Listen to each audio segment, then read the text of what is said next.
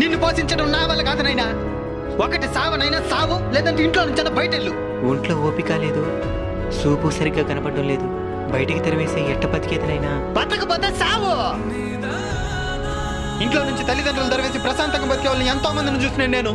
కొన్ని రోజుల తర్వాత, నైనా నీకోసం ఫ్రూట్స్ తెచ్చినాను నైనా. ఇది తినేసి నువ్వు ఆరోగ్యంగా ఉండాలి. ఉండు, జ్యూస్ చేసి తీసుకుని వస్తాను. తాత మొన్నటిదాకా సావమంట ఉన్నాడు, ఇప్పుడేమి ఇంత ప్రేమ చూపిస్తున్నాడా? ఈ రోజు నాకు పెన్షన్ వచ్చే తేదీనైనా.